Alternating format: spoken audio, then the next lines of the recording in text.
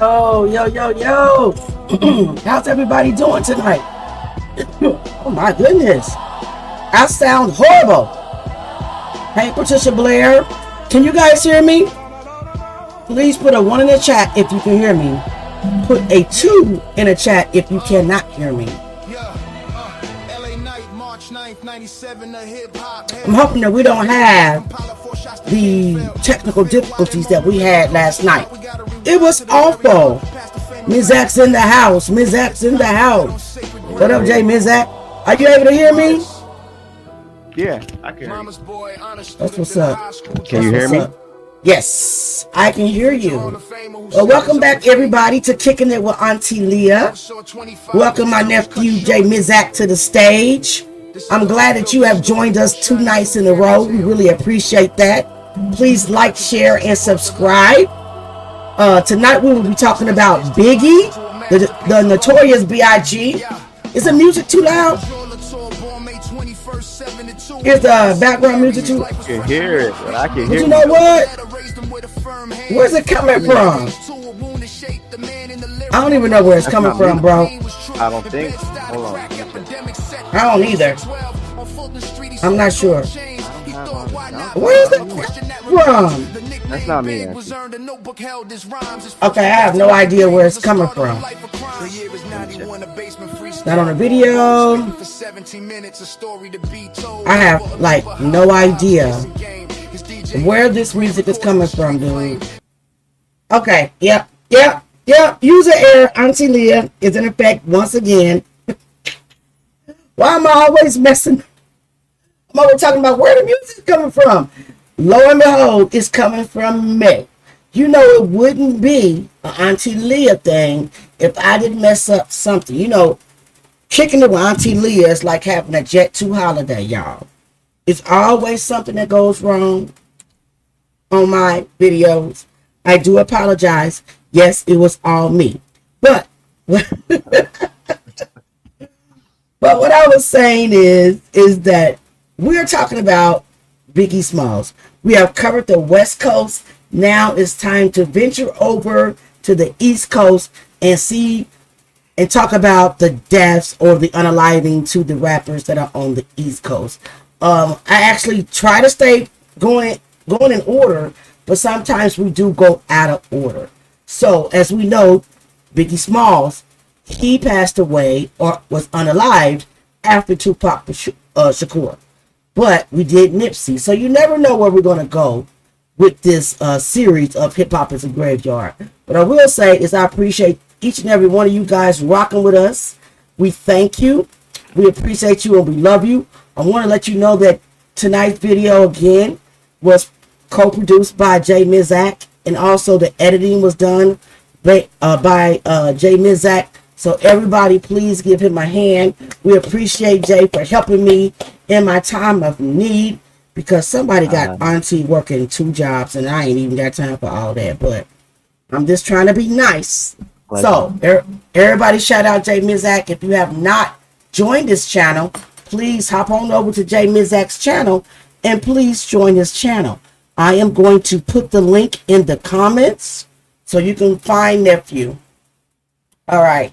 So without further ado, we're going to go ahead and dive into this dope ass video that Jay Mizak put together for us again. And let's just get right into it, guys. Without any further delay, let me see. Good family. I'll see y'all in there. Yeah. Now, wait a minute. I know they on the stage, but hold up. I'm always doing something. No, I want Mizak on the stage with me. It's always me. Why I always got to be doing something. There we go. All right, let's get back to it.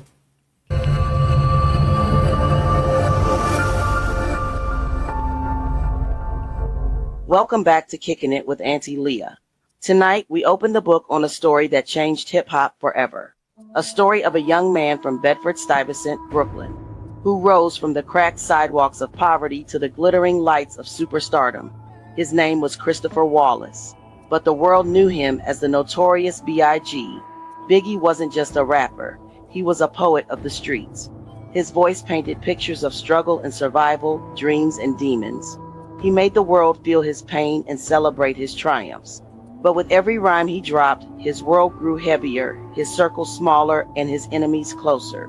And on one March night in Los Angeles, at just 24 years old, the brilliance of the notorious B.I.G. was cut down by bullets that still echo today. His case remains unsolved, his story unfinished, and his shadow stretches across hip-hop like a reminder of just how fragile greatness can be. This isn't just about music. This is about legacy, power, paranoia, and a murder that the world still demands answers for. So lean in, because the deeper we go into Biggie's life, the more we uncover about the man, the myth, and the mystery that still surrounds him.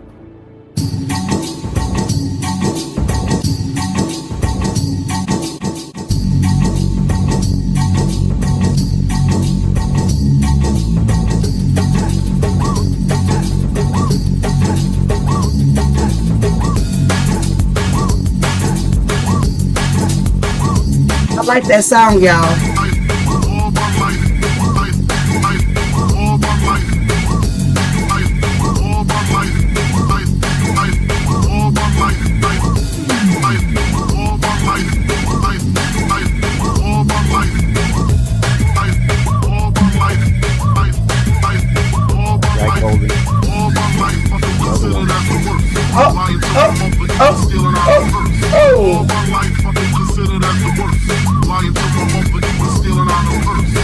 My little Kim going on. Lying to my mother, even stealing out of purse. All my life I've been considered as the worst. Lying to my mother, even stealing out of purse. Crime after crime, drugs to extortion. I know my mother wish she got a fucking divorce. Crime after crime after crime after crime, drugs to extortion. I know my mother wish she got a fucking divorce.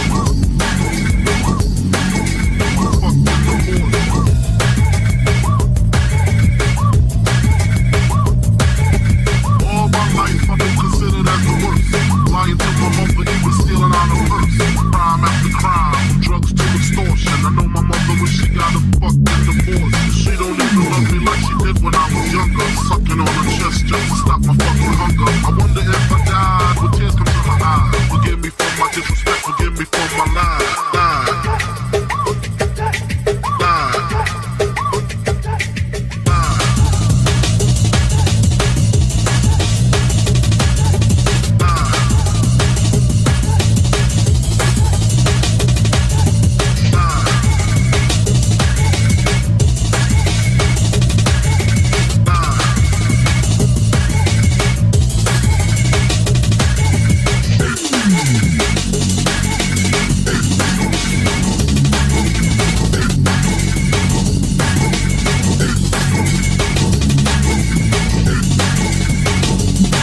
Jay, I like that beat.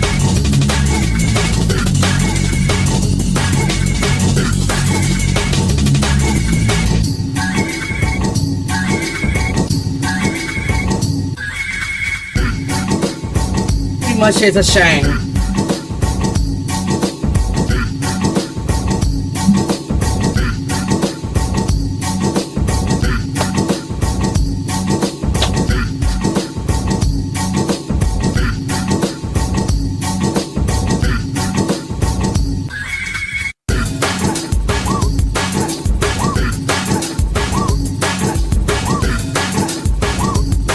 That is a shame, Golden.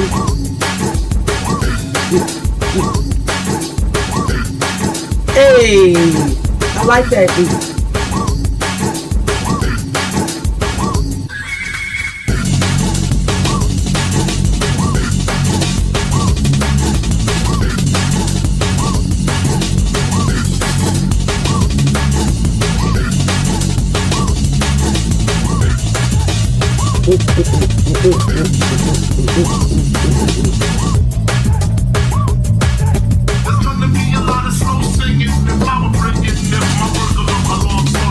So young, guys.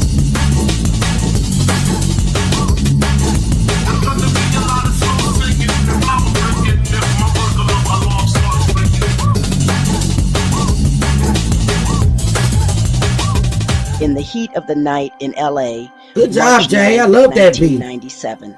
A single red light at the intersection of Wilshire Boulevard and South I can't Fairfax take the credit for Avenue. that. One green That's a little Suburban, one black jumping I still Impala, like right. 4 deafening shots. I still like 6 it. seconds later, the undisputed king of New York is bleeding out on the asphalt, his life leaking onto the foreign pavement. To truly feel why that moment still vibrates through the heart of hip hop, we have to rewind. Rewind past the fame, past the platinum plaques, to a cramped apartment in Bedford-Stuyvesant, where a kid who loved peanut butter and jelly sandwiches first learned to flip corner store gossip into street poetry. Christopher Wallace, a devoted mama's boy, an honor roll student with a razor-sharp wit, then a high school dropout, and ultimately a rock and roll Hall of Famer, never saw his 25th birthday. This is the unfiltered version of his story. There is no shiny suit fairy tale, no I like the simplistic suspense post-war music. cartoon. This is about the facts, the You know how I deep-seated do sometimes. I contradictions, have to put that and little the music in unforgettable now. beats that stitch them all together into a masterpiece. Christopher George Latore Wallace arrived on May 21st, 1972 at St. Mary's Hospital in Brooklyn. His mother, Valletta was so Wallace, was a cute. Jamaican immigrant and a dedicated preschool teacher who raised him with a firm but loving hand. She dressed him in corduroy suits, dragged him to church every Sunday, and filled their home with the sounds of country music, believing the storytelling in artists like Willie Nelson would teach him about life. His father, a welder, vanished when Chris was just 2 years old, a deep wound you can hear decades later in the lyric, "My mother's His my mother was so father," beautiful. something young children experience way too much in the African American community. An absent parent often sets the stage of our lives. It's sad, but it's true. Growing up on the border of Clinton Hill and Bedford-Stuyvesant, New York during the height of the 1980s crack epidemic, the streets were a classroom of their own. Sound familiar? The late Nipsey Hussle's story echoed the same thing. By 12, Chris was selling crack on Fulton Street. He saw the older guys with the fly coats, the gold chains, and all the That's girls what's and up, thought, Patricia. why not me? Already tall Right? and heavy for his age, he earned the nickname Big early on. By 15, he was nearly 280 pounds, using his quick wit and jokes as armor against the world. He kept his rhymes, his real ambition, hidden in a green notebook tucked under his mattress. His first rap name was MC Quest. That stage name, though, was very early and local only, mostly tied to freestyle sessions, neighborhood battles, and demo tapes he recorded around 1989, 1991. There aren't any widely released or officially published songs You're under very welcome, MC Jennifer, Quest. and welcome. Instead, that name was part of his early reputation in Bedford-Stuyvesant before he switched to Biggie Smalls and later the notorious B.I.G. when he signed with Bad Boy Records. His first arrest came in the 9th grade for carrying a stolen gun. His second in 10th grade was for selling crack, which he had hidden in his Timberland boots. While in and out of juvenile detention, judges saw a kid with potential and kept giving him breaks, but the block kept handing him work. Yep, just like crabs in a bucket. Between court dates and street hustles, he wasn't just listening to cold crush tapes, he was dissecting them, studying the masters bar for bar, breath for breath, the way an English major picks apart Shakespeare. The Cold Crush Brothers, often just called Cold Crush, were one of the most influential early hip-hop groups to come out of the Bronx, New York in the late 1970s. You're very They welcome, were Margie. pioneers of Thank you live so rap much. performances and Me and played Jay a did major this. role in shaping the art of emceeing and battling. Guys, group was just let me explain a little bit about what's going on today. Okay. That's what's up, man. I don't want to give only credit to myself for these many documentaries. I want to also give credit to Jay because I now work 2 jobs. You know I'm here to help. I know you are. So even though I write the script, I do the voiceover and do things like that. This You video, send me most of the visuals. the visuals, yeah. But this video was crafted actually by Jay Mizak. So we want to give him a huge applaud as well, a huge hand. I'm pretty sure you can tell the difference between his editing and my editing. You will see a little bit of mine in here because, I had to edit the video. I just edited just a little bit at the end for me. Not because I didn't like the video. It was wonderful. But because I wanted to shout him out.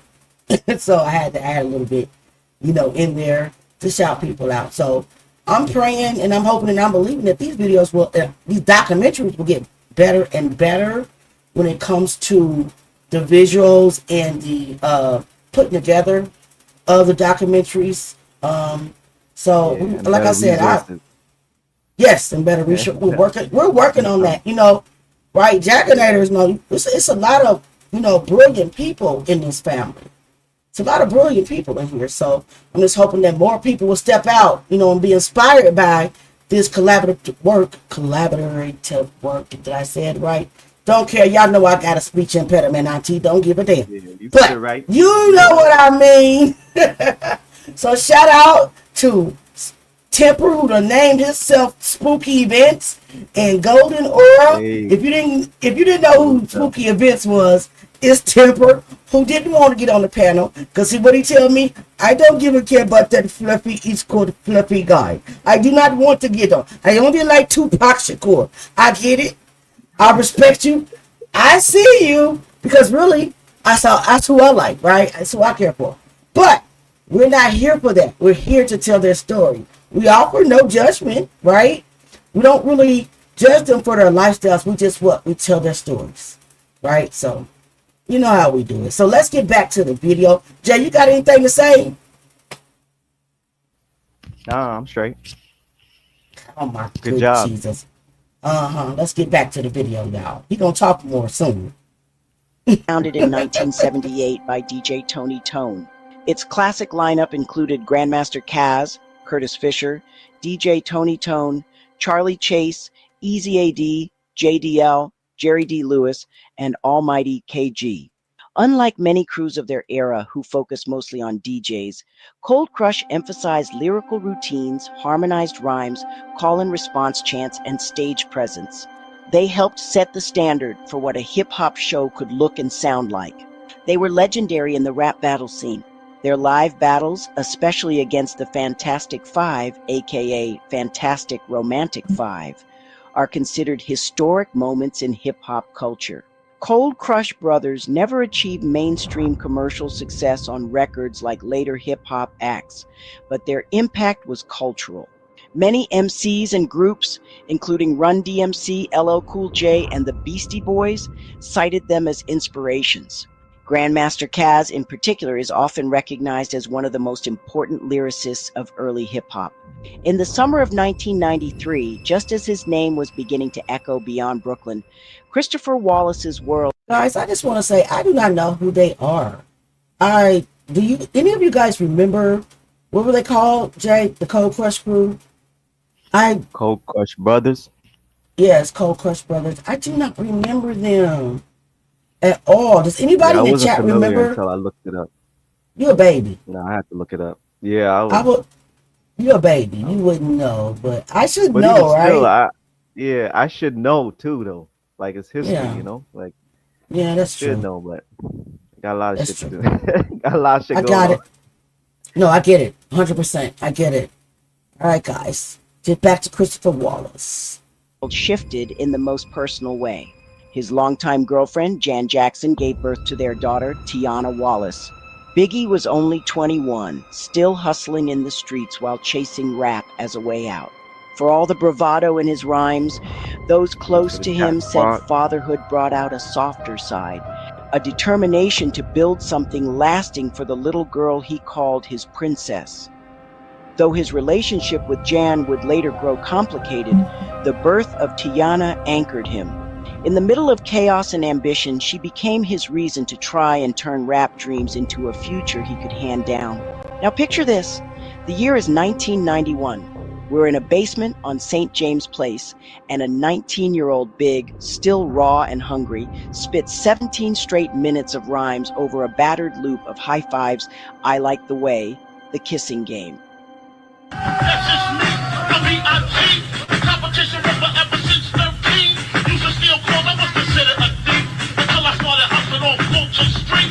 Making loot, knocking loose on the regular. Pass the microphone, I'm the perfect competitor. Jewels and all that, the clothes is all that. Come step it to me, that's where you took your fall at. B.I.G. got my roller, that's unheard of. I stay close to mine, like Gina Montana. Pick the slugger, the pump mother, guns are undercover. First the mother, I'm above ya, and I love ya. Cause you're a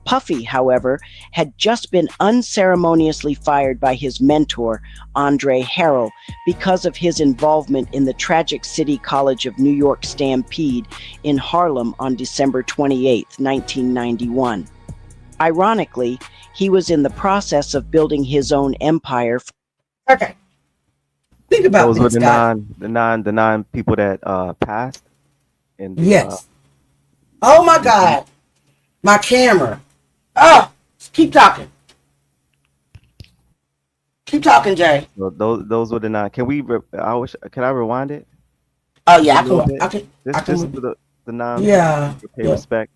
My camera has lost connection, guys. Mr. C, who Oh, amplified his reach and essentially gave him the industry push that launched his career, or shall we say, the push that led him to his early grave. Anywho, Mr. C knows a kid named Sean Puffy Combs, a young, ambitious A&R man at Uptown Records.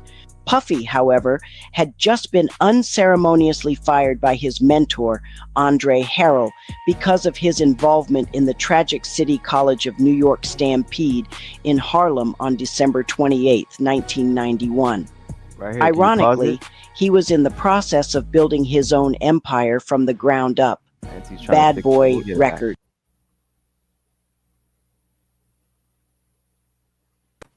Can you guys hear me?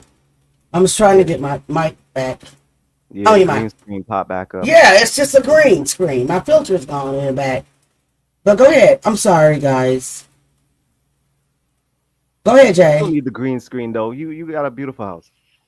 Yeah, but I don't like I don't like people to see what I have in my house. I mean, it's just a protection mechanism. So, but it's okay. That's why you see this wall back here. It's all good. You know. Let's go. But now, what you was gonna say something? You wanted me to rewind it. Yeah. Could you just rewind it 5 seconds? You know how to do that? Yes. Yes, I do. I just That. want right there. See, these are the 9 folks, or Mm-hmm. the 9. They were youth at the time, as you can see. They Mm-hmm. all tragically lost their life in the stampede when Wow. Puff was hosting that party, Yeah. and I was finding out some details. You Mm-hmm. know, they couldn't fit the certain amount of people in the building because they were at Mm-hmm. capacity, and thousands of people tried to like cram in there Right. What? for whatever reason. Mm-hmm. Like that's crazy. So It I don't know is. if that's planned. I don't know what happened. I don't know I how that happens. I think it was a sacrifice. And let me hear me out, guys. And I'm sorry I'm It not had on to be. camera. If I'll sneak out and come back in, but it had to be. Think about this. So he had this concert, right? The celebrity basketball game. Oversold the tickets over capacity. Multiple people lost their lives. He lost his job, but then was awarded his own label. It seems like a sacrifice to me. When you look at the level of success that P. Shitty got after these folk lost their life, after what we have been taught about this industry, definitely to me looks like a sacrifice. In my opinion, allegedly. P Shitty, that's a new one. Yeah, P. Shitty. P. Shitty, that's his name. Over there mad because you stay in jail. You going to jail. And you already in jail. Stay in jail. We don't want to hear none of that. Because you did the crime, do the time, you got off on the RICO. God got this. You're going to have to pay something because he didn't like the fact that you got out on that RICO and violated these men, these children, and these women allegedly. So stop crying. Stop crying. You're around the people that you like, criminals, and they're all male. Your preference, P. Shitty. So just enjoy your vacation. Ain't nothing like a Jet 2 holiday. So, Right. in prison. Yeah. All right? All right, I'm sorry to cut you off, nephew. You got anything else to say? Nah, just wanted to pay respect. Yeah, respect. Much respect to these people. And they wouldn't even pay their families. Right. Wouldn't even pay their families. Karma is a mofo. You get your karma in prison, P. Shitty. In prison. Okay? Karma All don't right. have no And address. then, on top of that, what he did to Natanya. You know, all the things that you have did. That's right. That's right, Cat. The shitler. Mm-hmm. Yeah. Yes, ma'am. Hallelujah. Yes, ma'am. Love it. Love it. Because you're absolutely 100% right. You're right. So, all right, let's get back into it, guys. I'm going to try to sneak out and fix my camera. I hope it doesn't interrupt the broadcast. But let's get back into it. All right. Process of building his own empire from the ground up. Bad Boy Records.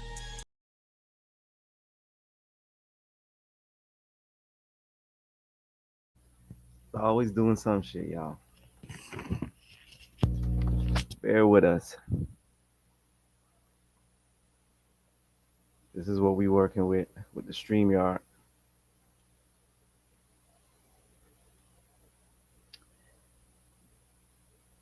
Hey, we back. Humble I beginning see for you. a multi-million-dollar future. Christopher Wallace's journey as an artist was mirrored in the evolution of his name. Now you In know his Auntie Brooklyn crazy. teenage years, he was first known around the neighborhood as MC Quest, a schoolyard title that carried him through early battles and freestyle sessions. But as his presence grew, so did his identity. His size and commanding voice inspired the nickname Biggie Smalls, lifted from a 1970s film character and stamped on the raw demo tapes that would eventually circulate through the city. By the time DJ Mr. C helped push his music into the pages of the Source's unsigned hype column, the name Biggie Smalls was buzzing in hip-hop circles. Yet legal challenges forced a transformation once more, and under Sean Puffy Combs' guidance, he emerged officially as the Notorious B.I.G. It was more than just a name change. It marked the shift from local legend to a global icon whose voice would forever shape the sound of rap. Let's talk about the recording of Biggie's first album, Ready to Die. The setting is Daddy's House Studios, 3 a.m.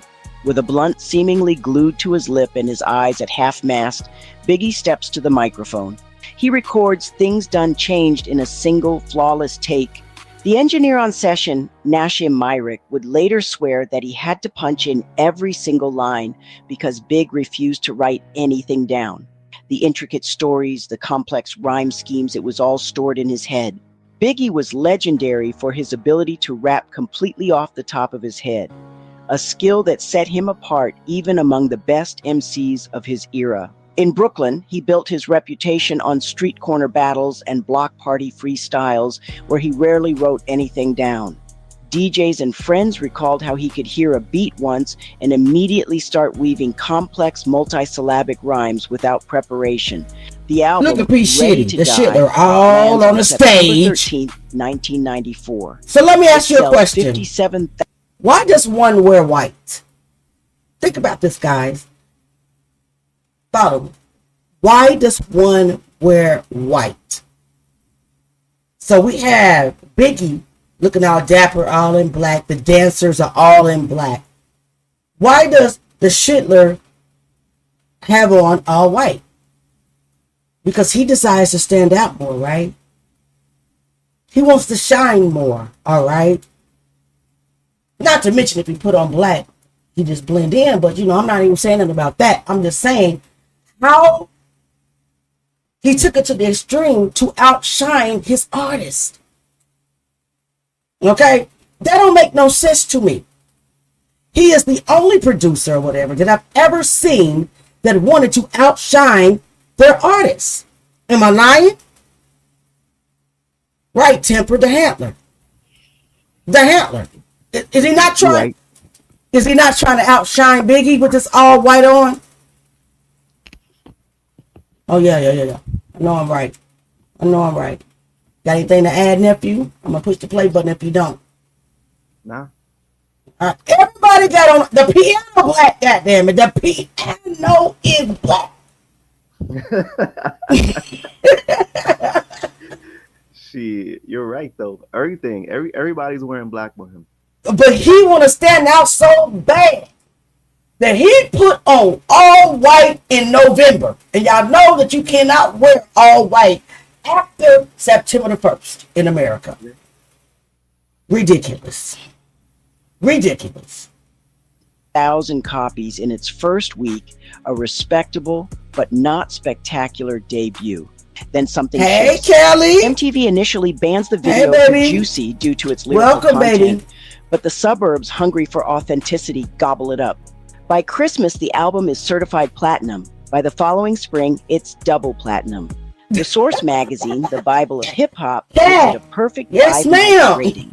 Even with his newfound success, Biggie is still caught between two worlds. He's spotted serving fiends Me on the too, block, Kelly. even as Welcome. he uses his first major checks to Fit buy right his in, mother, baby girl. Loretta, Let's a go. new house in Teaneck, New Jersey, and a Land Cruiser she never quite learns to drive properly. In a moment of unguarded honesty, he tells her, "I'm just a lucky crack baby, Ma." She looks at him sternly, her love fierce and protective. Don't you ever say that again. Now, I can understand her firm rebuke, as Ms. Wallace was never reportedly known as a drug user, so calling himself a crack baby was extremely disrespectful. Let's take a history trip. Even Biggie's rise carried whispers of controversy and myth. His very name, first known on the streets as Biggie Smalls, had to be abandoned when a West Coast rapper already claimed it, forcing Sean Puffy Combs to rebrand him as the Notorious. I want y'all really to pay attention to this. I want you guys to really pay attention to what we're about to listen to now. Because a year prior to Biggie releasing his song Juicy and changing his name to Notorious B.I.G, here's a rapper whose name is Notorious B.I.G, who put out a song that sounds just like Juicy. Allegedly, P. Shitty stole his song. So please, we have a short interview by him telling the story. So please, pay special attention. That ain't nothing new for Diddy, though. Ain't nothing but new. But I think it was the first offense, though. The first offense with P. Shitty. We'll see. B.I.G. A title that sounded larger than life, but also fueled the story that his identity had been borrowed. The same cloud hung over his breakout hit, Juicy. Built on My Tomb's 1983 classic Juicy Fruit, producer Pete Rock has long claimed that Puffy lifted the idea straight from him, while Biggie himself almost refused to record it, calling the sound too soft for his gritty style. Yet once his voice touched the beat, Juicy transformed into the anthem that announced his arrival, a rags to riches story etched in rhyme, controversy, and all. But the myth of Juicy doesn't end in New York. Down in Gulfport, Mississippi, an artist named the Notorious B.I.G had already stamped that name on wax. In 1993, a year before Biggie's debut, B.I.G dropped a track called Big Daddy that rode the very same Entombed Juicy Fruit sample. When Biggie's version hit the airwaves in 1994, some in the South swore they'd heard it all before. Was it coincidence or a case of history rewriting itself? The world may never know for sure, but the story of the Notorious B.I.G remains a haunting footnote, a reminder that even legends rise out of shadows cast by voices that never got their chance. See this right here? When it comes to raps, I guess I'm a OG, cause I am original, known as a criminal. If I was an alien, I would be a Seminole. But I'm black, yes I'm black, nigga, I'm an African. When I bust a rhyme, you can't wait to hear me rap again. So I keep it moving on a steady pace. Try to diss, I put my clock up in your fucking face. Cause I don't got time for that stupid ass shit. And I Okay. clearly that you don't know. Guys, do you hear that? If you've ever heard Juicy, do you hear the beat in the background? All right. I'm going to play. I should look up a clip of Juicy. I'll get a copyright, but who the hell cares? And let you see the difference. All right, let's get back to it. Let me find Juicy. We don't need to do that. Oh, you already got it, don't you? You already got it. There's a little. Okay.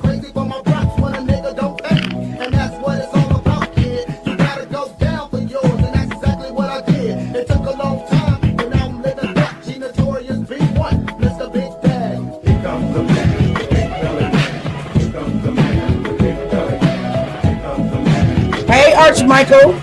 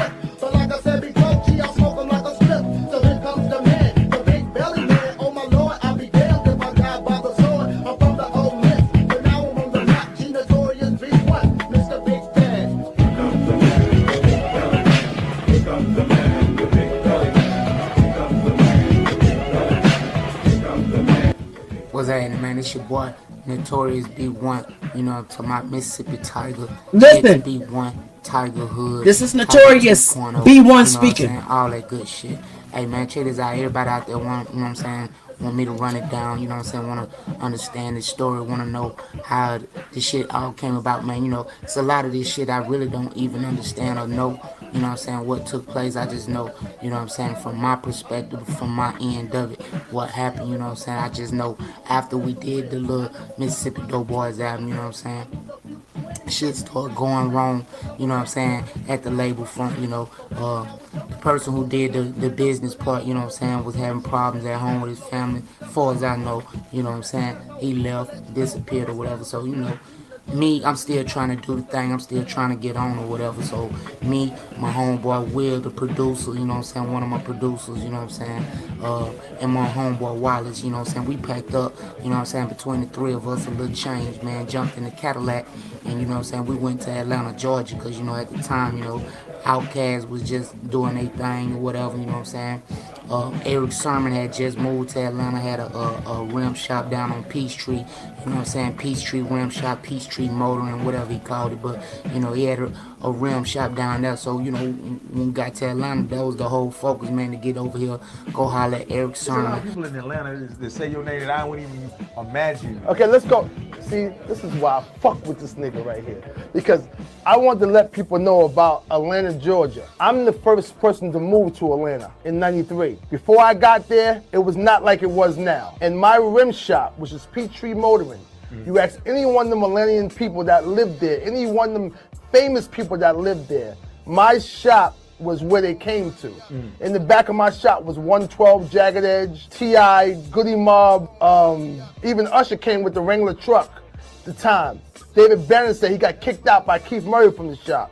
Tupac, the Dave Justice, anybody that was somebody came to my shop. They was all nobodies at the time. Yeah, I remember we was trying to get down there. All the people walking down there, it was Jamal, Too Short, they pulled up in the car together. Yeah, I remember. Redman.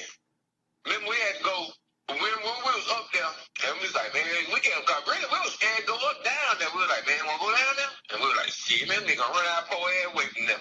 Hell yeah. Shit like that. And we were like, man, fuck it, let's just go down there. And we fucked around, went down there, and started talking to them. And Phil started talking to us. No, first we went in the rim shop, and then we seen the chick from Zane, remember? Like, Yeah. you the one pointed out. Yeah, You like, man, that's the chick from Zane. no doubt. She was in there working. Okay. Y'all remember Zane? Talk to some people. Oh, I don't. Who was They that? told us about the dude Phil. But remember, you was talking about the studio, trying to get in the studio. What was their name again? It's a groove thing. They pronounce it Zane. How you spell that? Zhane. Z. I believe what? Zhane. Huh. Zane. I don't know who that is. Maybe we should play a little clip. Oh! I didn't think about that. Hey, Mr. DJ, group thing. Right. That Gotcha. that was a Mm. big track. You, of course, you know that. I don't know who they are per Who se they are, though. though. Yeah, I I don't. don't. Yeah, I heard of them because my sisters listen to them. Well, play a little clip. Find a little clip. I would like to hear what they. You want me to find it? All right, I'll find Yeah. it for you. Okay. Yeah, Phil was the studio manager. Yeah. Yep, they said, we need to talk to Phil. And they said, he be in the blue Lexus. If it's out there, they told us walk to that back and then look down up in that parking lot. They said, if it's out there, try to catch him. Back then, they specifically said, don't knock on that door or some shit. So that had to be because I remember rapping back there. I remember rapping outside back there. Yep. So that's how we probably got in there. Phil was very, remember he said he was fool with us. Yeah, I remember. That's what I'm saying. That's how we got in there. Yep, he said he was fool with us. Like, hell yeah, I can hear y'all say y'all, he was with it. And then he was telling about Eric Sermon was coming in town that weekend and all that. Yeah. Man, I remember that shit, like, I remember that shit, bro. See, and that was at that time, that's what we was over here doing, man. Niggas was over here just trying to get on, man, just trying to hook up with Eric Sermon and them, and trying to do our thing. At that time, man, I ain't know shit about Big or the whole ordeal, man. I ain't know nothing about it. Okay, I'm just over so this is a guy that's interviewing the Notorious B.I.G. That's what we're listening to. They're talking about how the Notorious B.I.G. got his song and basically copied it. Not only copied the song, but if you look at his name, he's the Notorious B.I.G. and Biggie's name is Notorious B.I.G. Now, I'm not saying that Biggie did anything nefarious, because I heard allegedly this was all Puffy. They basically snubbed this whole image. You got something for me? No, I was gonna say you right. Yeah, they basically snubbed this whole image right off from under it and Big try to belly bury man. it. And try to bury it. Ridiculous. Crazy work. Crazy Like work. did everybody. Right. Yep, still that This shit. is Gotta bury this it. is right. This is just What the he first case. That's what he does. That's what Diddy, Shitty, Shitler does. Okay. Ridiculous. trying to do my thing. You know, I ain't know nothing about the shit until my nigga Club, you know what I'm saying, back from the crib called me, because, you know, we over here in Atlanta trying to do our thing. So he figuring nigga done came over here and got on and shot a video and, you know what I'm saying. I was looking in the closet, man, I heard it. You know what I'm saying? I heard the biggest song. So I thought Tiger done made a video for this shit. So I turned around, looked at the TV like, damn, Tiger done made a video. So I called that So he nigga. called me all excited and shit, like, my nigga, I'm watching your video and shit. I'm like, nigga, I ain't got no video. He like, nigga, how you gonna tell me? Nigga, I'm looking at it. I'm like, my nigga, look at it again, my nigga, that ain't me. You know what I'm saying? I ain't shot no video. So, you know, finally, you know, he looked at him, we both, I'm tripping too. So he like, man, you gotta see it, man, you gotta see it or whatever. So, you know, I put the TV, you know what I'm saying, on the box, because over in Atlanta, you know, they had a rap show, well, a video show, you know what I'm saying, back then, and it was called The Box, you know what I'm saying. So that's what you watch, you know what I'm saying. And at the time, you know, Flavor in your ear, Craig Mack, you know what I'm saying, was just come out, it was banging, it was going hard. So, you know, when I turned it on, The Box, that's what was on. So I just started in that shit. Here comes the brand new flavor in your ear. You know what I'm saying? The new flavor in your ear. I'm kicking new flavor in your ear. Max the brand new flavor. You know what I'm saying? So I'm just Tootsie vibing out. Roll.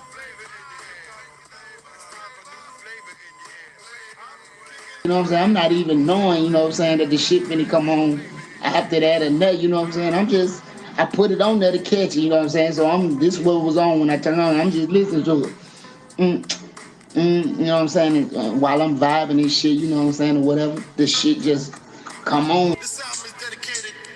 You know, and at first, So man, shit, I ain't know how to this is react. You Juicy know, I just playing. sat there for a second.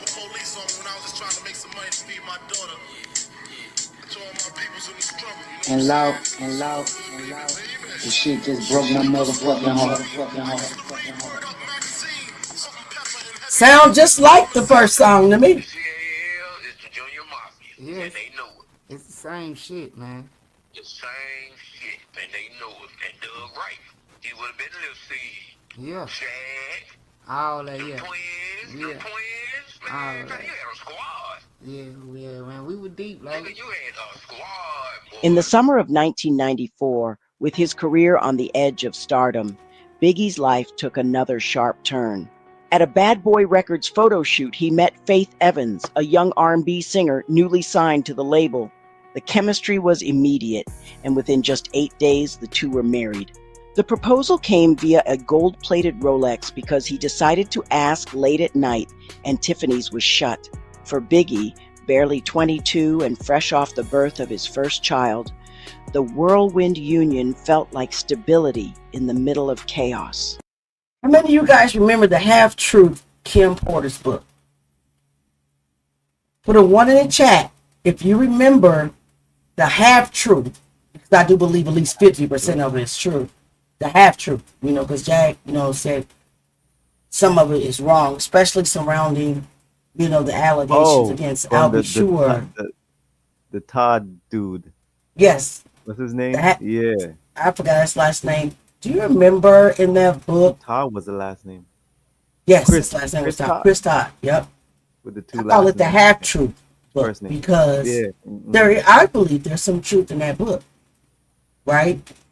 like the part where Kim and Diddy and Faith were in a meeting, and where Shitty Itty Bitty Committee Diddy Shitty the Shitler, aka Diddy's done, gave Faith orders to go and seduce the B.I.G. Just look how fast they got married.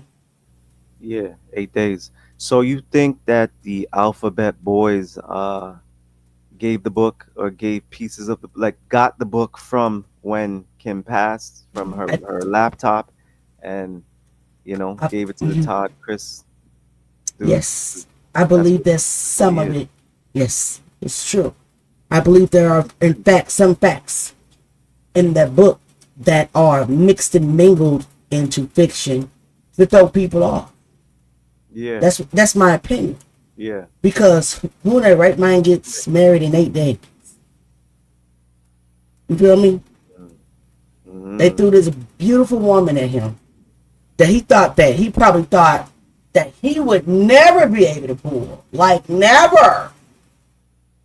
So he married her just like that. I like Faith. I think she Hmm. is.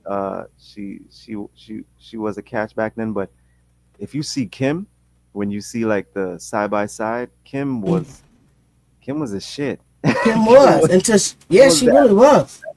She was until she massacred her face because of the way she was treated Yeah, in the I heard industry. she got beat up, right? That's why she had to get her face done. She got beat up. They dogged her. They used her. All type of things that happened mentally to Kim. I just wish that she would have really understood that she was beautiful the way she was. She was more beautiful in her natural state Right. prior to the night, but she just 100%. didn't see it. She was damaged mentally. Yeah, Yeah. When Aaliyah died, because they were all cool. yeah, yeah. Like confidence just. And not only that, they see these things that we are not supposed to know. If it wasn't for Jaguar, right? We wouldn't know, Yeah. right? They see these things firsthand. They see the rituals that take place, the freak offs, the actual trade offs or whatever for success. So they become mentally damaged, in my opinion. Yeah. All right, let's get back to it, guys. Got anything else to say, nephew? Nah, just check out the shot with Kim and Faith side Okay, by side when they talk about his two baby mamas. okay, Um, cool. Yeah, and why was Kim made to dispose of her child? I think she wanted to though, because remember Yeah, she was that's. rude. I don't really think that a woman really wants to. I mean, I'm pretty sure there are some women He out probably there. told her to too, but remember like back then, like having a kid is not the thing to do. I Like got you. uh, I got you. ruin your career. Everybody's talking about. Well, the reason why I say what I say is because it's still, she talks about it today. That means it still bothers her. So I guess that's the reason why. I don't know. We don't really know all the facts, right? So, Yeah, but of that's course. what we're here for, to talk it out. So Right. drop in the comments what you think. Okay, let's get back Hey, to it. I see ODZ in the chat. Check the link. I did Yeah, drop the link. I dropped the link as well. It's in the Drop it in the it's chat. on WhatsApp. For Faith, his Right. humor and vulnerability pulled her in. I'll drop it again. It's on what's. Oh, he's here. Oh, that's Jay. You on here twice, Jay? Nah, Let me see. that's gotta be. There's a link, Odell. Come on up, set in the West Wolf Gang. Cause I know he got something to say. Yeah. No, you are actually on here twice. It says JM twice, so it's okay. I just didn't add that. I don't know why you're there What? twice, but Oh, you know what that is? That's a share screen. oh yeah. You ready for me to share it? Yeah, when you're Let's ready. share it real quick. You want to show it right now? Yeah, let's share While it we real wait. quick. All right. So Set in the West is here. Let's see what he got to say. What up, ODZ? Hey. What's Hey, going on? What's nothing. going on? Y'all hear me? We hear you. Yeah. All We right. just about to get into a clip of the this group. You know the group Zane? Johnny Yeah. with That yeah, group that mm-hmm. hold on. Yeah. I'm about to play it. I'm about to play it. Hold on, because Auntie Leah, she forgetting.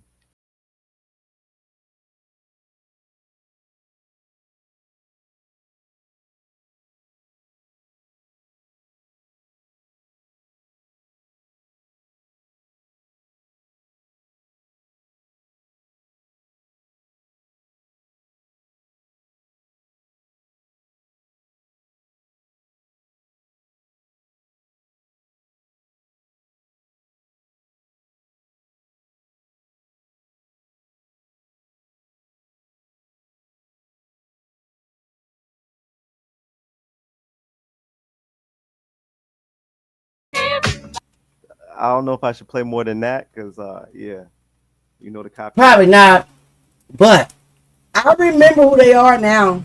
I do. So, yeah. Yeah, that was a Yep, big you're right. That was a huge song. That was a huge song. So no, let's not play too much more of that.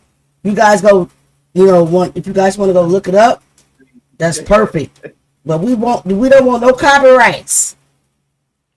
So before I start the video over again, Odell, do you want to add anything real quick? No, I mean, of course, you sent what you sent me, and I checked that out. So Okay. I was already on that, and it was excellent work so far. Everything is excellent. Everything is good. Yeah. Shout out. To Jay Mizak. Shout out to everybody that's a part of this whole series. Shout out to you and Jag.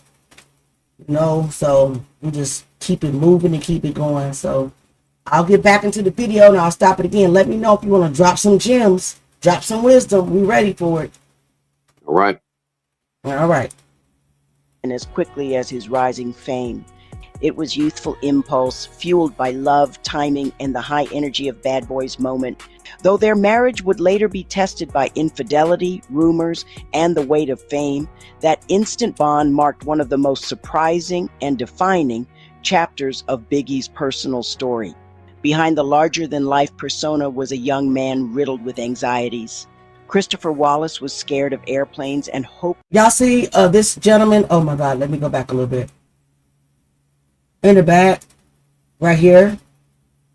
This is Wolf. Yeah. That's Wolf's. That's Wolf. That's Diddy's deceased bodyguard. Right. And you want to tell us a little bit about that? Wolf. Wolfgang. No. I heard of him, and I don't know too much about him. I know. Okay. So allegedly, Diddy had something to do with his unaliving as well. They were at a club. They were with what's the BMF? Yeah, BMF. Big Meech. Big Meech had this lady at the club that Wolf was dating, and she was pregnant allegedly by Wolf. And Diddy, because he owed Wolf $800,000 because allegedly. Go ahead, Jay. Zach, you got some more wisdom? No. You right on it. I was gonna say he owed him money and he didn't want to pay it back. That's what Gene was saying. Yeah. P. Shitty owed Wolf because Wolf lended Diddy money apparently to help start Bad Boys. So he owed him $800,000. So he took the opportunity, allegedly, to allow BMF in their powers or whatever to allow them to murk this man. Allow them to take him out to avoid paying this man back. Is what I heard, allegedly. So he's been shady. Yeah, I heard the same thing. Yeah. It's real talk. It's crazy. Crazy work. He needs to stay in jail. All right, so let's get back to it. Young man riddled with anxieties. Christopher Wallace was scared of airplanes and hopelessly addicted to Entenmann's cheesecake. He would stash entire cakes in the vocal booth, scarfing down slices between takes. His personal life was just as chaotic and indulgent.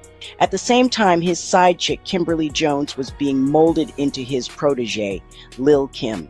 He scribbled her verses on IHOP napkins, coaching her on delivery and swagger. It was a famously tumultuous relationship, with one argument during a studio session reportedly getting so heated that Biggie pulled a gun on her. The two women in his life, Faith and Kim, became pregnant within 6 months of each other.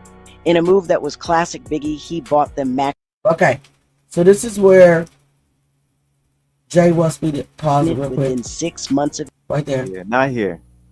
No, when not when here. there's a double of them. Even Oh, here, okay. you can still see. In a move that was classic Okay. Biggie, he bought them matching townhouses just 2 blocks apart. The escalating This Right is here? brought right here. intense Right here. Right. What's on your mind? You can see how cute. Look how cute Absolutely. this one. Absolutely. Naturally. Absolutely. And in the bottom picture, fire. Mm-hmm. Absolutely. So it doesn't make sense, does it? Not to me either. A plant into this man's life to take him out. Why is it always a woman behind this? I don't know. But women, y'all need to get it together. Can we This is blame? They victims too, though, right? They are victims, but they have the mentality or They the had right choice. You're right. You're to right. say no. You're right. Say no to the bitch. Because that's what he is, a bitch. I'm talking about P. Shitty.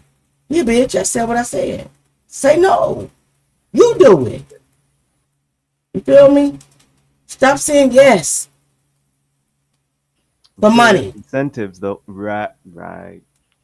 Money is not everything. So At all. yeah, I agree with you. Little Kim was more beautiful at that time before she chopped up her face. I agree with you. 100%. Hence paranoia. At night, he'd sit on his stoop sipping Hennessy, convinced every passing headlight was the feds coming for him, or worse.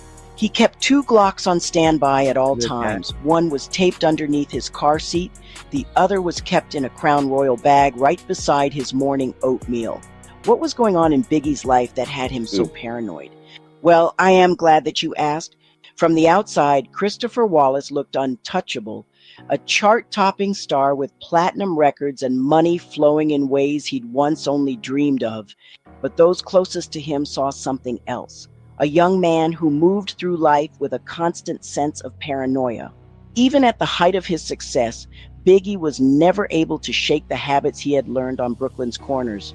He knew the streets had long memories, and in his mind, enemies from the past were always watching.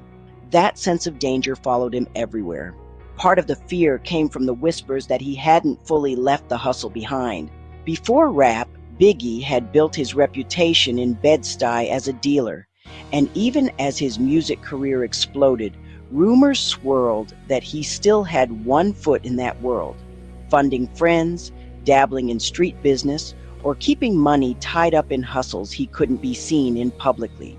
In the eyes of the law, that blurred line was enough.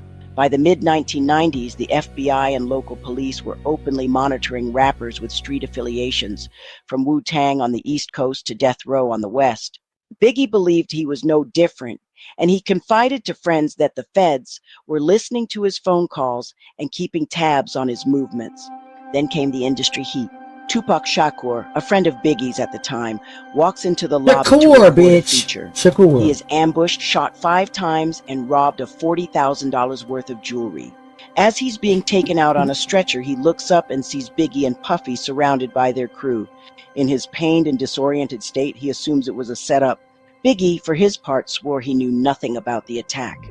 Speculation ran wild that Biggie and Puffy were somehow connected. Though both denied involvement, the rumors spread like wildfire in the rap world, painting Big as a villain in the eyes of many West Coast fans. Combined with the rising East-West rivalry, the tension was overwhelming. For Biggie, it meant every trip, every phone call, every studio session carried the weight of suspicion, not just from rivals, but from the public and the authorities as well. He adapted by moving like someone under siege. He surrounded himself with armed bodyguards, switched up his cars constantly, and sometimes wore bulletproof vests even to regular events. Question, guys. Because I heard that the East Coast, West Coast thing wasn't even real. It wasn't even real. It wasn't a real thing.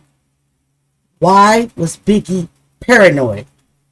If he knew that the East Coast, West Coast thing wasn't real and that the media were paid to pump up this fake beef, why was he paranoid? It was a sacrifice. I believe he knew.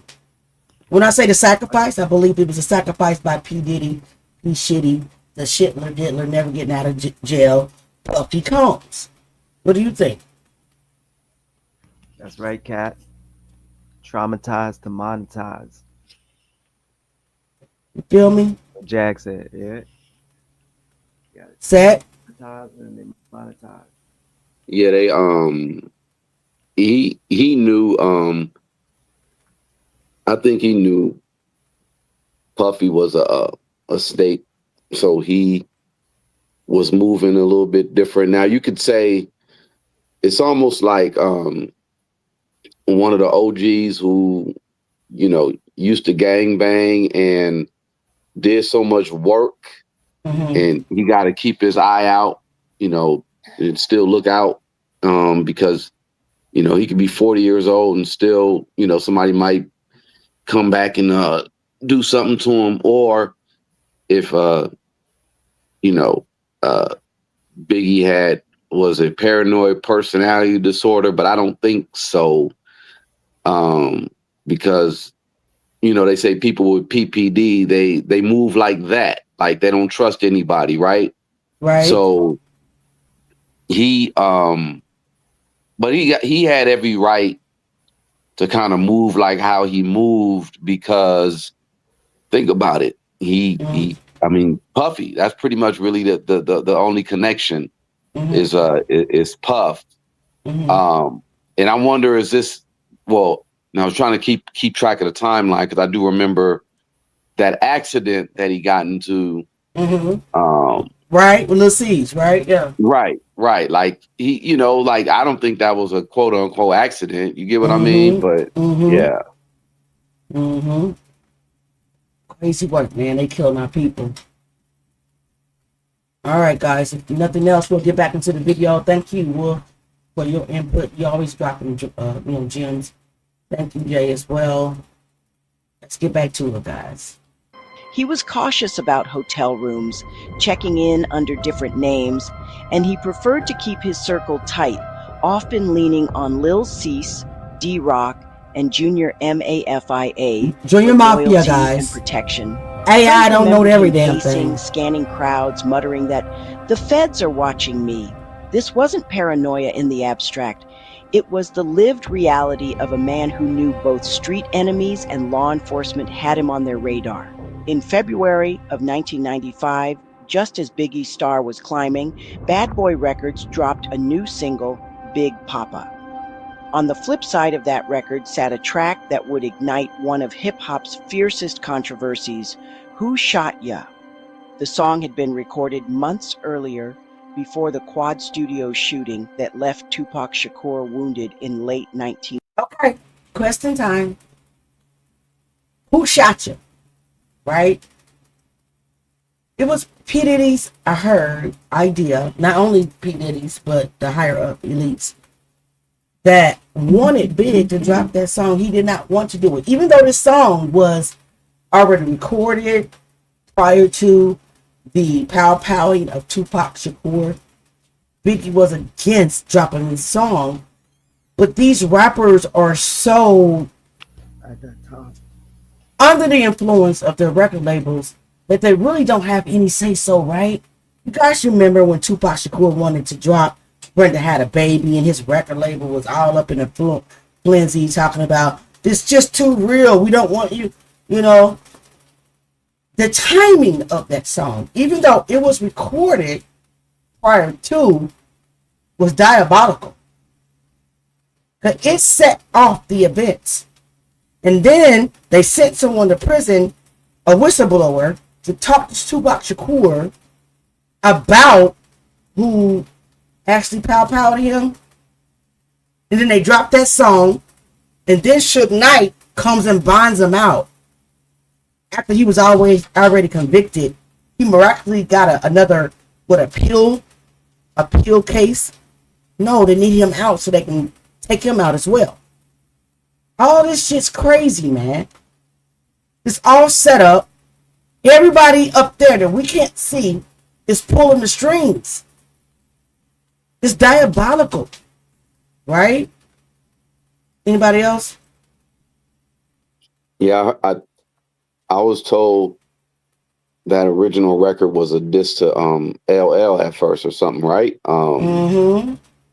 Yes, yep, it's supposed to have been LL. It was a shot at him. But yeah, they put it out. It was just bad timing. But right, yeah, it was all to ignite the flame. The beat that really wasn't really a beat, right? We know who was behind that shooting, of course. It was a whole FBI report out there that I think it was a LA Post that put out all the theories in the FBI report that, and then they was made to retract the truth.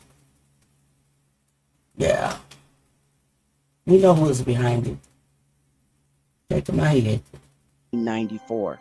But timing is everything, and when the record hit the streets, it sounded to many like a direct taunt aimed at Pac.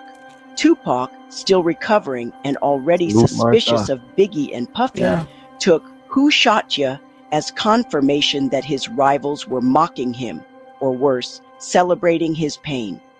Biggie tried to explain that the track wasn't about Pac at all, insisting it had been cut long before the shooting. But in the court of public opinion, the damage was done. The song became more than just a B-side. It was a spark, pouring gasoline on a feud that was already spreading between East and West.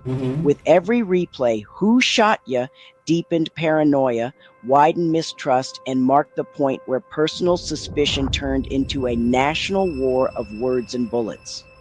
2 months after the Quad Studio incident, a wounded and vengeful Tupac signs with the West Coast label Death Row Records. He unleashes "Hit 'Em Up," a diss track of such pure, unadulterated venom that it turns a personal misunderstanding into a full-blown media spectacle. Radio hosts in New York and LA reportedly earn bonuses every time they say the words East or West. That was diabolical. Biggie chooses to respond subliminally, never mentioning Tupac by name on his records, but the streets decode every syllable, every thinly veiled insult. It was a beef that became a form of professional wrestling, with both sides playing their roles to perfection. The tragic irony is that the conflict was great for business. Both artists' albums went multi-platinum. Outrage, it turned out, outsells peace every single time. On March 8, 1997. Biggie is in Los Angeles for the Soul Train Awards. He never really wanted to go to Los Angeles. Friends said Biggie was hesitant and nervous from the start. His instincts told him the coast wasn't safe, that the streets were still buzzing from Tupac's death, and the air was thick with suspicion. What up, what up, what up, what up, what up, what up? Yeah. Yo, check it out. Big me, stop. Yo, check it out. I want to give a shout out to my borough. Brooklyn is up in here. Representing. You know what I mean? You can't hear the booze because I had to take out the shout out to music. my management. I know, it's okay. Puff Daddy, the whole label at Arista. Producers, track masters, the whole Bad Boy staff, my little girl Tiana, my mother, and everybody that helped me, all my fans. One love to all y'all. He had even been lined up for an overseas trip, a chance to promote life after death abroad, away from the drama. But Puffy insisted on Los Angeles. Bad Boy needed visibility on the West Coast. Big needed to be seen. So he went carrying Let me just provide a little insight on why Puffy said that Bad Boy needed visibility on the West Coast, because prior to Tupac Shakur dying, it was alleged that Tupac was going to be over Death Row East, and that was another reason why he was taken out. So P. Shitty was mad, really, because I guess Death Row was still shining or whatever. Allegedly made up, concocted this story about Death Row to need more visibility on the West Coast, where the West Coast hated the East Coast. And he knew that because of what happened to Tupac Shakur. You knew that, Shitty. And you convinced Big, or basically like twisted his arm. Go ahead, baby. Go ahead, nephew. I said that sound like a setup. Definitely. Most definitely a setup. Especially when you put big ass stickers all over the car that he's driving and put no stickers on yours while you like to be all up in the videos, but you didn't want to be seen that night. Lock him up. He already locked up, but don't let this monster out. This demon conjuring, devil worshiping monster needs to stay in jail. Period. He's with him from the moment he landed. Radio interviews, photo shoots, the hypnotized video. Every move was designed to show unity, to prove the feud was finished. But to Biggie, it felt staged. He told Cease and others flat out, "I don't feel safe out here." On March 8th, he joined Puffy at the Peterson Automotive Museum for the Vibe and Quest Records after party. The event was overcrowded. It was He looked worried in these photos. God, these are the photos that were taken where he was prior to him getting unalive. He looked worried in these photos. Yeah. Jesus. These photos. This is the night of the award. Yeah. He knows something.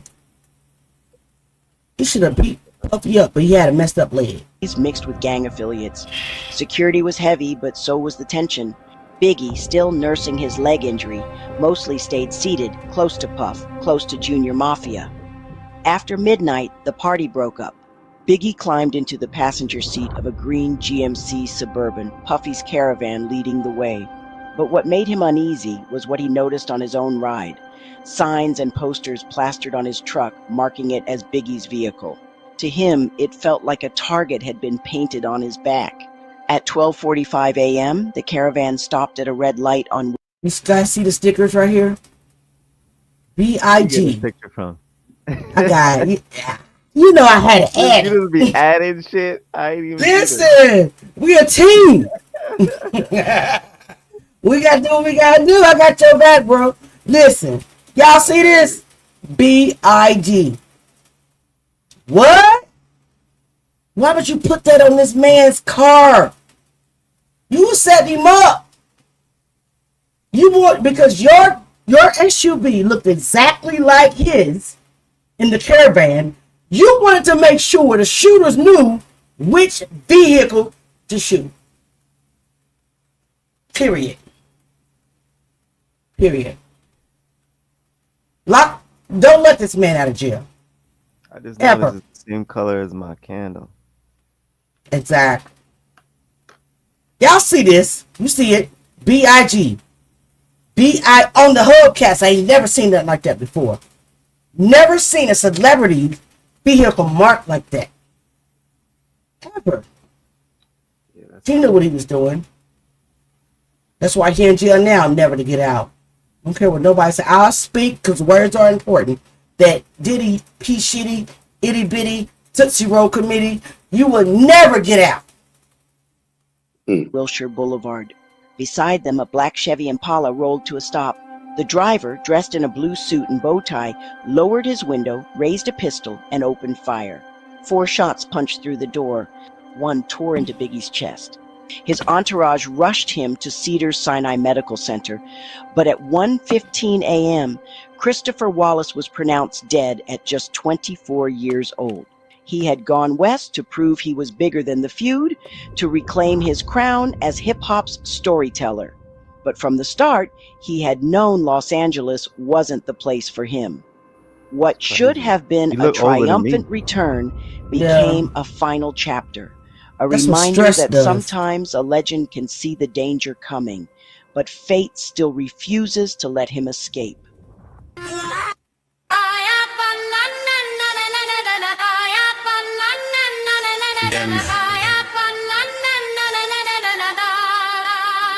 Breathe.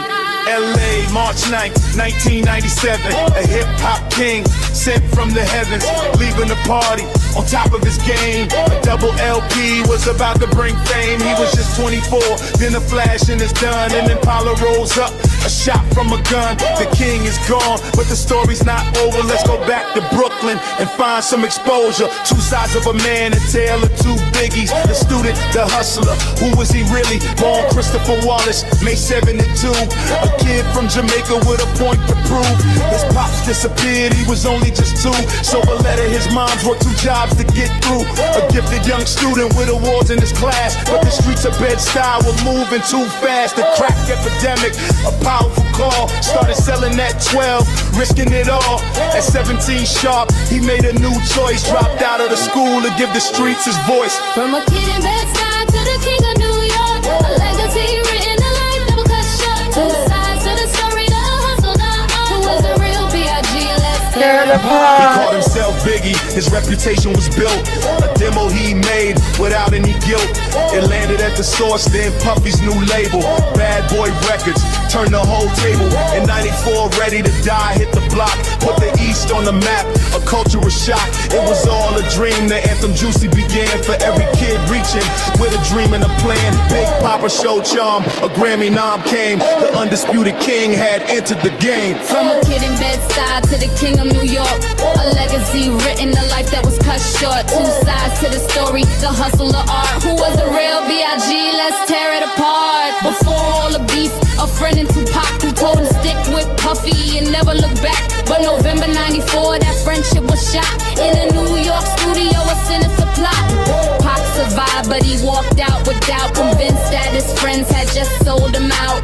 East versus West, a war in the press. Hit him up, drop, it was all a hot mess. Then Vegas in 96, Pac's murder was sealed. In a cloud of suspicion over Biggie revealed. 6 months later, LA, a mission of peace. But a bullet would cause his own life to cease. Life after death dropped, then it blew up the charts. Diamond sales proven, he captured our hearts. Hypnotized, more money, his voice filled the air. A lyrical blueprint beyond all compare. Rock and Roll Hall of Fame, a street with his name.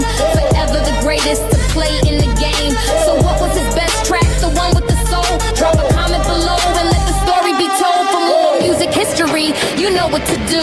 Hit subscribe on the channel and we'll see you through. From a kid in Bed-Stuy to the king of New York, a legacy written, a life no cut short. Two sides to the story, the hustle, the art. Who was the real B.I.G? Let's tear it apart.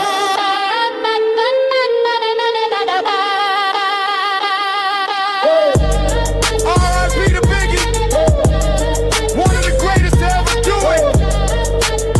Hip-hop is a graveyard! The investigation that followed was a catastrophic failure. The LAPD mysteriously lost crucial surveillance tapes from nearby buildings. They misplaced over 3,000 pages of case files. Sounds similar to the Tupac Shakur case, doesn't it? More than a quarter century later, the case remains officially open, a cold file in a dusty drawer. The reward for information leading to an arrest is a paltry $50,000 less than the price of a new Tesla. Biggie's death wasn't just a tragedy, it became one of hip-hop's greatest unsolved mysteries. And nearly 3 decades later, the question still lingers, why has no one been brought to justice? Some point first to the LAPD itself. Detectives like Russell Poole believed corrupt officers had ties to death row records, shielding suspects and burying leads. Admitting the truth, Poole argued, would have exposed a scandal too costly for the city to survive. Instead, evidence was lost, files went missing, and the case slipped into silence. Others believe it was pure retaliation, a bullet for a bullet. 6 months after Tupac's death in Las Vegas, Biggie was struck down in Los Angeles, the heart of West Coast territory. In the haze of the East-West feud, whispers tied his murder to death row and Suge Knight, a revenge killing meant to balance the scales. There are also the gang theories. The shooter, described as a man in a blue suit and bow tie, has long been linked to figures with connections to the Southside Crips and Bloods, men who moved in and out of the orbit of death row. Names surfaced, suspects were questioned, but nothing ever stuck, and no one ever talked. And then there's the weight of politics and lawsuits. Biggie's family sued the city of Los Angeles, accusing the LAPD of hiding evidence. To admit corruption, critics say, would have cost the city millions. Easier, perhaps, to let the case gather dust than to put the truth on record. In the end, the silence may be the answer itself. Street codes kept witnesses quiet. Fear kept insiders from speaking. And as years passed, the truth blurred into rumor. Christopher Wallace was laid to rest, but the mystery of who pulled the trigger and why the case was never solved hangs in the air like an unfinished verse, one that may never find its final rhyme. If you're picking up new jewels here, smash that like button so the algorithm knows real history matters, and drop the Biggie bar that hit you hardest in the comments. I'm reading every single one. Just 16 days after his murder on March 25, 1997, Biggie's final masterpiece, the double-disc album Life After Death, was released. The album sold a staggering 690,000 copies in its first week, a record for a rap artist at the time. It made the largest jump to number 1 in Billboard 200 history, soaring from number 176 to the top spot in a single week. Songs like Mo Money, Mo Problems became the definitive anthem for escaping the struggle, a glossy, triumphant soundtrack to the American Shout out dream. to everybody in the bushes. album We would love go y'all on too. to be certified diamond, selling over 11 Unless million you're a troll. copies. In the wake of the tragedy, Valletta Wallace channeled her grief into action. She established the Christopher Wallace Memorial Foundation, an organization Rest in dedicated peace, to Miss empowering Wallace. inner city youth through education, planting computer labs in Brooklyn schools. His legacy became a living, breathing thing. Every year on his anniversary, someone sprays Biggie Smalls' lives on a wall on Fulton Street. The city scrubs it clean, and within days, the block restores it, an annual tug of war between the authorities and the community over who gets to define his memory. Jay-Z, once considered Biggie's understudy, would rise to become a billionaire. His former I wonder business how partner, and Dame why. Dash, once said, direct quote, "No big, no blueprint." In 2020, Christopher Wallace was inducted into the Rock and Roll Hall of Fame.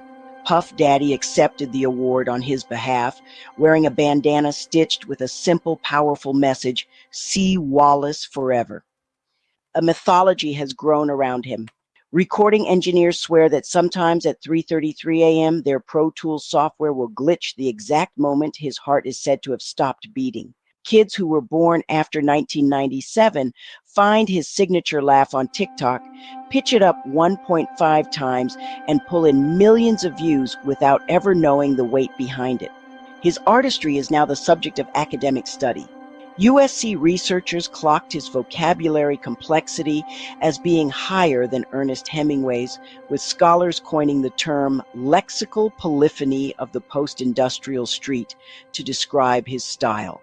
Translation, he could make a rhyme out of scarce and avocado mayonnaise, and it would sound completely, utterly inevitable. Meanwhile, the mystery of his death has spawned a cottage industry of conspiracy podcasts, indicting everyone from the Nation of Islam and the LAPD to Suge Knight and even the CIA. The theories are endless, but the truth remains elusive. Biggie once said in an interview, "I just want to make sure my daughter don't sell drugs." Today, his daughter, Tiana Wallace, runs her own successful clothing line. His son, CJ Wallace, is an actor and entrepreneur who started an initiative advocating for cannabis legalization and criminal justice reform. The tag inside every piece of Tiana's clothing reads, "Dream big, live bigger." Christopher Wallace lived for 9,086 days. In that blink of an eye, he spun the desperation of the streets into high opera. He made gaudy kooky sweaters a staple of high fashion and told every kid from a forgotten neighborhood that their voice had the power to orbit the globe. His murder remains a profound and shameful injustice, a case not unsolved but unprosecuted. But his testimony lives forever in the bars, every laugh, every contradiction, every shudder of paranoia. Inspirational. So cue up Ready to Die, press play, and just listen. The King of New York never really left. He just swapped coasts and moved permanently into your headphones. Okay. Rest easy, Big. We still got your back, your front, and every side unfiltered. Stuck around this long? You're a real one. Subscribe for more hip-hop truth that the textbooks skip, and share this with the friend who still thinks rap's just noise. Let's change some minds, one story at a time. So, real quick, guys, I got some history behind this Coogi sweater that was iconic for Big to wear. Biggie didn't just wear the Coogi fashion, he used it as a statement piece. In an interview in Rhymes, he referred to himself as Big Papa, in Coogi sweaters presenting the image of a boss who was both approachable and larger than life. Some say the mystery lies in how Biggie redefined luxury. Instead of flashy suits or obvious designer logos, he chose something eccentric, bold, and unmistakably him. Coogi sweaters were also seen as contradictory. They looked almost nerdy or odd outside of hip-hop. But on Biggie, they became symbols of power and cool. Now, after Biggie was killed, the Coogi sweater took on a deeper meaning, representing his duality. The street hustler who made it into the penthouse, the larger-than-life artist who died young. To this day, fans and artists wear Coogi sweaters as a tribute to Biggie's legacy. All right, so this video is about to end. If you rewind it a bit, you can see the Coogi sweater that you talking about. Okay, let's do that. Okay, I may have rewinded it too much. Move permanently into your headphones. Rest easy, Big. We still got your back, your front, and permanently listen. A little bit more. Free laugh, but unprocessed. Murder remains a profound and shameful their voice staple of high fashion, and told every kid from a forgotten neighborhood that their there's some voice had symbols the power on this sweater though. His murder remains a that I wish I knew injustice, a case not the meaning of, but unprosecuted. But his testimony lives forever in the bars. Every laugh, every contradiction, every shudder of paranoia. Inspirational. So cue up, ready to die, press play, and just listen. Oh, you want me to pause it? I didn't know. I'm sorry. Unprosecuted remains a neighborhood that their voice had the power to. Let's go. What you got for us? No, I was gonna say this is the Coogi sweater, and it is. You can see they got different patterns. These are symbols. On them. What do you think they are? What do you think they mean? I never really observed. I never really like took it in like that. Me neither. But you see that? I see some now eyes that in there. You said that, I noticed. I noticed now. I see some eyes. I see some faces. Yeah, I see the eyes now. Right in the bottom picture. Dang, I wish I would have researched what this actually meant. But you know, it's not going to be out there readily for us to see. You have to really do some deep research on what these symbols mean. It's a lot of symbolism. And back in the day, I just thought I was cool because I had a Coogi sweater on. But today I'm looking at this like, what the hell? One of those? You had a Coogi sweater? It might have been an Uji, but I had one, not a Coogi, a Uji. Auntie was fresh. I might have had a knockoff. I don't know, but I'm pretty sure it was a Coogi. It was a Coogi. I'm just saying, look at the symbolism in this, man. It's crazy word. Diabolical. The industry is demonic. But again, Satan, who was over the choir, and heaven who thought he could overtake his creator and become bigger than him. Music. Think about that. Music. That was his thing. And it still is his thing today. Wow. Crazy work, man. All right. We're going to wrap this up here, okay? Let's do it. Orbit the globe. His murder remains a profound and shameful injustice, a case not unsolved, but unprosecuted.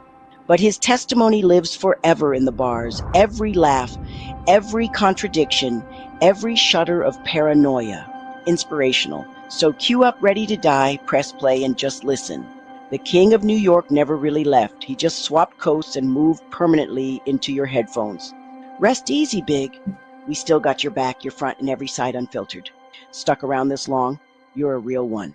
Subscribe for more hip-hop truth that the textbooks skip, and share this with the friend who still thinks rap's just noise. Let's change some minds, one story at a time.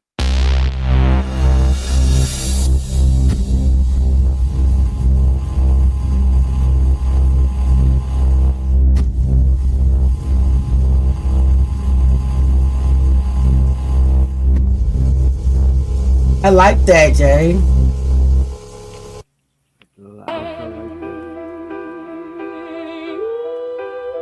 I try to put a songography in there, you know.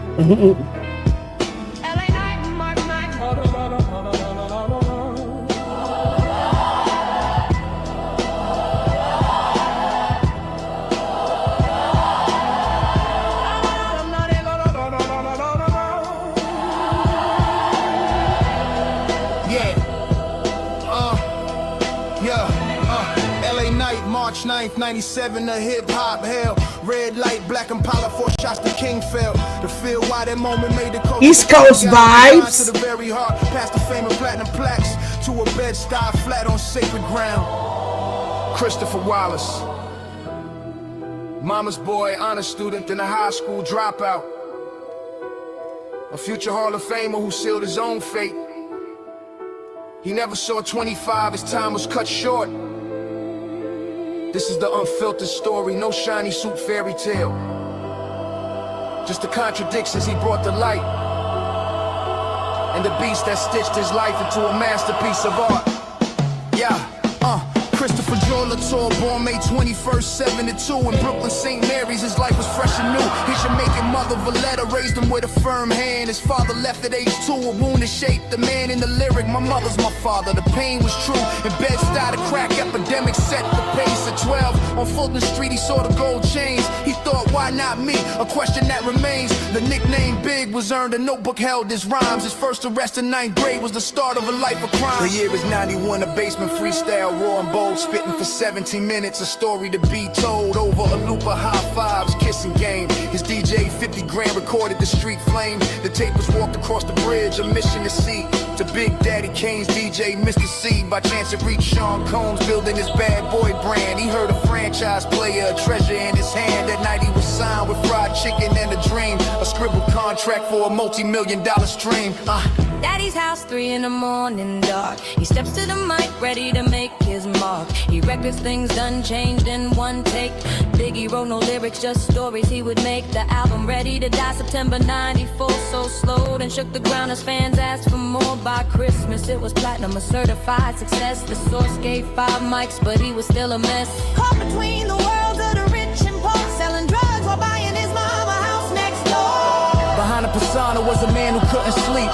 Riddled with anxiety and secrets he would keep. Afraid of airplanes, a cheesecake addiction deep inside. He stashed cakes and vocal booths with nothing left to hide. He met Faith Evans at a photo shoot, Bad Boys Queen.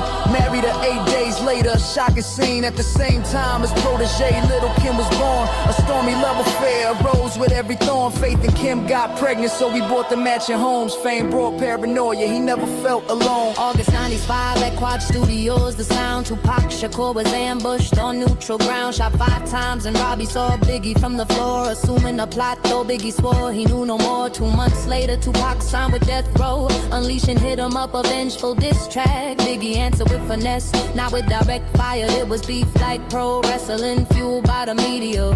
The tragic twist to this whole twisted game. Their albums win multi-platinum, fan in the flame. March 8th, 97, the LA scene. A Soul Train Awards after party, living the dream. He spoke of moving to New Zealand, leaving it all behind. To raise chickens and find a new state of mind. At 12:45, a red light stops his green Suburban. A dark Impala glides up right beside him. A man in a blue suit and bow tie fires 4 rounds. At 1:15 a.m. he's gone. No more earthly sounds pronounced. Dead at Cedar Sinai at the break of dawn. 16 days later, his final album cast its spell. March 25th, Life After Death was released. 690K first week, jumping from starting 6-6 to #1. A triumph from tragedy had just begun. More money, more columns became the anthem of the time. The album went diamond, a legacy. Gimmick shit just don't work. If the shit is real, I'ma rap about the shit. If I've been through it, I'ma rap about it. So you do when you got your little gimmicks and the shit get corny, you fucked up in the game. I'm saying, damn, son, let me get my this straight. I think my music is being so well received because it's just some real shit, you know. It ain't like I said, it ain't no gimmicks behind this shit, you know. I'm just a nigga that live in Brooklyn that get busy, you know what I'm saying? The shit I be talking about don't be no bullshit. There be some shit that I've been through. I mean, I'm not trying to be no role model, nobody. I'm not trying to tell nobody what's right or what's wrong because I live my life doing wrong. All I can say is if you just listen to my shit and you be like, damn, nigga been through some hard shit. And if you think about getting involved in it, think twice. You know, I'm just a warning in this. Ready to die is just the thug anthem. It's the real nigga anthem. You know what I'm saying? Because I'm not trying to commit no suicide or nothing when I say that. I'm just saying a nigga come out here every day hustling, risking his life. You know what I'm saying? Risking his life from the police, the stick up man. You know what I'm saying? Anything can happen to a nigga on the street. You know what I'm saying? So when I say a nigga ready to die, I mean a nigga ready to go all out for his. Ready to die for that money, ready to die for his respect, whatever a nigga gotta do. No matter what it takes, get the job done. Notorious B.I.G. now, that's the stamp on the covers, and that's what's gonna say next to the sound scan and shit like that. But niggas know the real, B.I.G. G.I.E. Niggas know the deal now. We gonna keep it real, we gonna keep it real. I'm so the only one. I give you 90. Who is the Notorious Big? That's me. It's a nigga that been stressed out all his motherfucking life. Single parent, never home, fucked up in the game, got introduced to the drugs, jumped on the drugs, got paid off the drugs, fucked up off the drugs. Now I got a record deal. That's who it is. As the lights of Los Angeles dimmed on that March night in 1997, the world lost more than a rapper. We lost a poet of the streets, a voice of a generation, a man who turned pain into poetry and struggle into timeless art. Christopher Wallace, the Notorious B.I.G., was more than a name on a marquee. He was the soundtrack of Brooklyn's resilience, the reflection of every young dreamer fighting to be heard, and the reminder that genius often burns too bright to last. His story is unfinished not because he failed to complete it, but because we, his listeners, continue to write it every time his words echo through speakers, every time his beats shake a block party, and every time someone finds courage in the rhymes of a man who once lived on the margins. Biggie's murder remains unsolved, but his legacy is undeniable. He proved that even in the darkest corners, truth can rise to the top, and that arterial art outlives bullets, fear, and silence. And so, as we close this chapter, we don't just remember how he died, we remember how he lived, his wit, his flaws, his brilliance, his faith in storytelling. Biggie Smalls will forever be the king of New York, and his crown belongs to the people who keep his spirit alive. This isn't goodbye. This is a reminder that legends never die, they multiply. I want to give a special shout out to my co-producer Jay Mizik. Please make sure you follow him on YouTube at jmizik5626. I also want to honor Jaguar, Wright, and Wolfgang for introducing this powerful series, Hip Hop is a Graveyard. Family, be sure to follow Jaguar right on YouTube at RealJAG77 and show love to Wolfgang by subscribing to at Set in the West Doc. If this story moved you, don't forget to like, share, and subscribe to Kicking It with Auntie Leah. Together, we keep these legacies alive.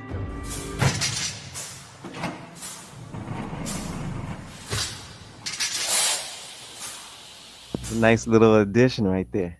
Yo, did nobody have to know he was an addition, dude?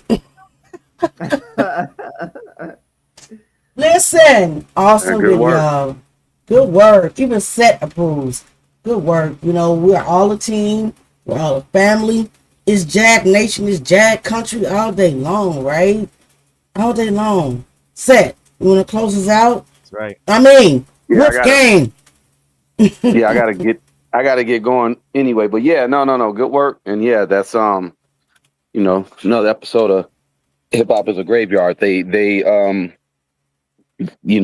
try to erase or get people to forget, all the real stuff that happened. But boom, I mean, you covered it nice and well. So yeah, good work. Listen, we appreciate you guys because, like I said, you guys are the originators. We honor you. You know what I'm saying? We're never gonna take any fame or any, anything from you guys. We always gonna mention you. We're gonna give you the highest and the utmost respect. I appreciate my nephew Jay Mizak stepping in to help me out. And when you're not able to help me out, Seth has agreed to help me out. We're all a family.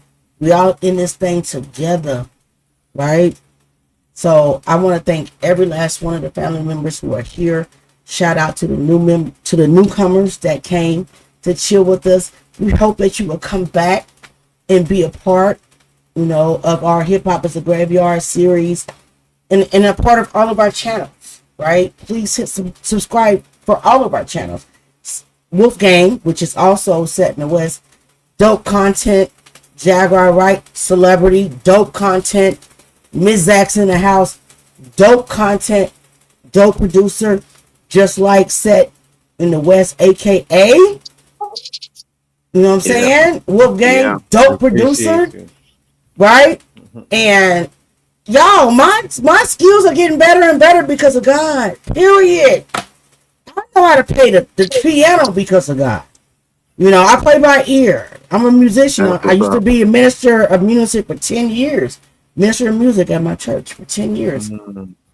I know how to do all of that just by ear. Same here, but Yeah. I was gonna say same here, but I don't think I'm as good as you. Well, I was the minister of music, and I can sing a little bit. But please, Jaguar Wright can sing. I can sing a little bit. Yeah, he can sing. I never can put myself up to Jaguar Wright. Y'all do not ever take her credit away. Jag, she's in the comments. We love you, Queen. We love you. We honor you. We appreciate you. And you know what we're gonna do next, Jag? That I need your help on. That Jay, Mizak, and I and Wolf also agree. We're doing Big L. Big L died after Biggie. I finished my script. But we can't do this without you because you knew him. So please, grace the stage. I swear, no outsiders. I promise. Scout's honor. Yeah. Okay?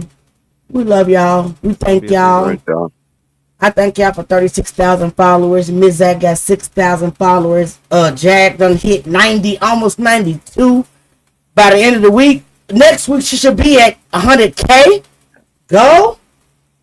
That in the West, over 10 and a half, 10,005 guys. We're doing it. F these trolls. We're doing this thing, right? We keep going forward. We're gonna show them that this is it. That the trials and tribulations is over. Jag got a real family, real supporters. Period. Point blank. Love y'all. I'm about to end the live because I gotta go work tomorrow. Peace. Like I said, Jack, we need you. We need you. We need you because only you know what happened. Love y'all. Y'all have a good day. Till next time. Sunday is our day. Peace. Yeah, next Sunday. Yes, ma'am. Yes, sir. Please.